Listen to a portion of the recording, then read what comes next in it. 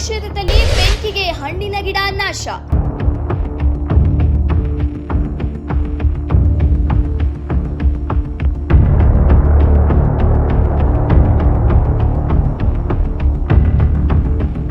ಸುಮಾರು 200ಕ್ಕೂ ಹೆಚ್ಚು ಗಿಡಗಳು ಸುಟ್ಟು ಭಸ್ಮವಾಗಿವೆ.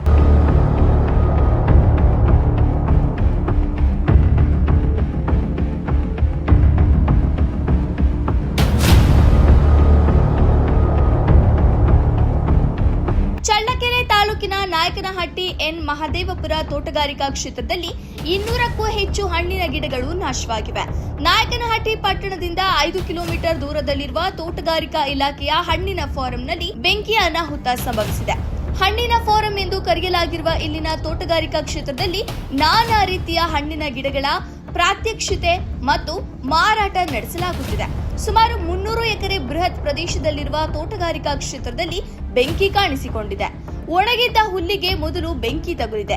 ವೇಗವಾಗಿ ಬೀಸುತ್ತಿದ್ದ ಗಾಳಿಯಿಂದಾಗಿ ಬೆಂಕಿ ದೊಡ್ಡ ಪ್ರಮಾಣದಲ್ಲಿ ವ್ಯಾಪಿಸಿದೆ. ಸಪೋಟ, ಮಾವು, ಸೀಬೆ, ನೇರಳೆ, ಗೋಡಂಬಿ ಸೇರಿದಂತೆ ಸುಮಾರು 200ಕ್ಕೂ ಹೆಚ್ಚು ಗಿಡಗಳು ನಾಶವಾಗಿವೆ.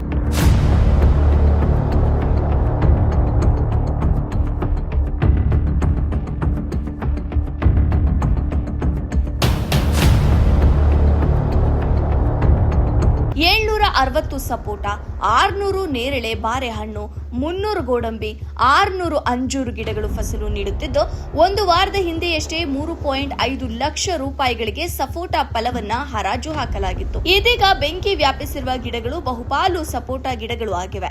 ಬೆಂಕಿ ನೋಡಿದ ತಕ್ಷಣ ಇಲಾಖೆಯ ಹೊಲದ ಸಮೀಪ ರೈತರು ಇಲಾಖೆಯ ಅಧಿಕಾರಿಗಳಿಗೆ ಮತ್ತು ಅಗ್ನಿಶಾಮಕ ಇಲಾಖೆಗೆ ಮಾಹಿತಿ ನೀಡಿದ್ದಾರೆ. ಈ ಘಟನಾ ಸ್ಥಳಕ್ಕೆ 2 ಅಗ್ನಿಶಾಮಕ ವಾಹನ ಆಗಮಿಸಿ ಬೆಂಕಿ ನಂದಿಸುವ ಕಾರ್ಯದಲ್ಲಿ ತೊಡಗಿದ್ರು. ಸಹಾಯಕ ತೋಟಗಾರಿಕೆ ನಿರ್ದೇಶಕರಾಗಿ ಕೆಲಸ ಮಾಡ್ತಾ ಇದ್ದೀನಿ ಫಾರ್ಮಲ್ಲಿ.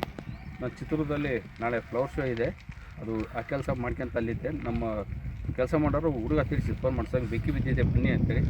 ಇಮಿಡಿಯೇಟ್ ನಾನು ಫೈರ್ ಇಂಜಿನ್ಗೆ ಫೋನ್ ಮಾಡಿ ಬಂದೆ ಸರ್.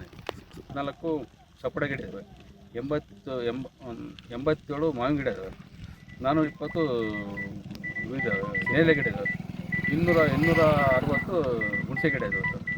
ಒಂದು 500 ಗಿಡ ಅಂಜೂರ ಗಿಡ ಇದಾವೆ. ಸಪೋಟ 715. ಇಷ್ಟು ಸಸಿಗಳು ಸಂಪೂರ್ಣವಾಗಿ ನಾಶ ಆಗಿದ್ದಾವೆ. ಇಡೀ ಸುಟ್ಟು ಭಸ್ಮವಾಗಿ ಇಡೀ ಬುಡಕ್ಕೆಲ್ಲ ಬೆಂಕಿ ಬಿದ್ದುಬಿಟ್ಟು ಎಲ್ಲ ಸುಟ್ಟೋಗಿದ್ದಾವೆ. ಅದರ ಒಂದು ಸುತ್ತಮುತ್ತ ಮೆಕ್ಕೆಜೋಳ ರೈತರು ಹಾಳಾಗೋದಿಲ್ಲ. ಈಗ ಅಲ್ಲಿ ಮೆಕ್ಕೆಜೋಳ ಇದೆ ಸರ್, ಅಲ್ಲಿ ಅಕಸ್ಮಾತ್ ಬೆಂಕಿ ಅಂಟಿಕೊಂಡ್ರೆ ಅದಕ್ಕೆ ಏನು ಮುಂಜಾಗ್ರತಾ ಕ್ರಮ? ಈಗ ಸರ್ಕಾರ ರೈತರಿಗೆ ಏನನ್ನ ಅನ್ಯಾಯ ಆದರೆ ಅದಕ್ಕೆ ಯಾರು ಹೊಣೆಗಾರ ಆಗ್ತಾರೆ ಸರ್? ತೋಟಗಾರಿಕೆ ಇಲಾಖೆಯಲ್ಲಿ ಸುಮಾರು 87.16 ಎಕರೆ ವಿಸ್ತೀರ್ಣವುಳ್ಳ ಈ ತೋಟಗಾರಿಕೆ ಒಂದು ತೋಟದಲ್ಲಿ ಬೆಳಿಗ್ಗೆ 12 ಗಂಟೆಯಿಂದ ಬೆಂಕಿ ಬಿದ್ದಿದೆ.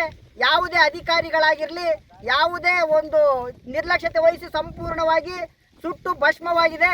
ಸಾವಿರಾರು ಸಪೋಟ ಮರ, ದಾಳಿಂಬೆ ಮತ್ತೆ ಗೋಡಂಬಿ ಇನ್ನಿತರೆ ಹಣ್ಣುಗಳ ಒಂದು ಗಿಡಗಳು ಸಾವಿರಾರು ಸರ್ವನಾಶವಾಗಿದೆ. ಇದು ಬಹಳ ಅನ್ಯಾಯ. ಇಡೀ ನಾವು ಇದನ್ನ ತುಂಬ ಸರಿ ನಾಯಕನಹಟ್ಟಿಯಲ್ಲಿ ಉಪವಾಸ ಸತ್ಯಾಗ್ರಹ ಕೂತ್ಕೊಂಡು ಒಂದು ಫೈರ್ ಇಂಜಿನ್ ಬೇಕು, ಫೈರ್ ಇಂಜಿನ್ನು ನಾಯಕನಹಟ್ಟಿಯಲ್ಲಿ ಸ್ಥಾಪನೆ ಆಗ್ಬೇಕಂತ ಉಪವಾಸ ಸತ್ಯಾಗ್ರಹ ಮಾಡಿದ್ವಿ ಸ್ವಾಮಿ.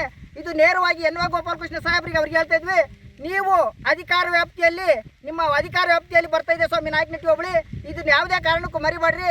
ಇಷ್ಟು ನೋಡಿ ಇಡೀ ತೋಟಗಾರಿಕೆ ಇಲಾಖೆ ಸರ್ವನಾಶ ಆಗಿದೆ. ನಾಯಕನಹಟ್ಟಿ ಎನ್ ಮಹದೇವಪುರದ ವ್ಯಾಪ್ತಿಯಲ್ಲಿ ಬರುವಂಥ ತೋಟಗಾರಿಕೆ ಇಲಾಖೆ ಸಾವಿರಾರು ಸಪೋಟ ಮರಗಳು ಅದು ಸುಟ್ಟು ಸರ್ವನಾಶವಾಗಿದ್ದಾವೆ. ಇಲ್ಲಿ ಹುಲ್ಲು ಬೆಳೆದಾಗ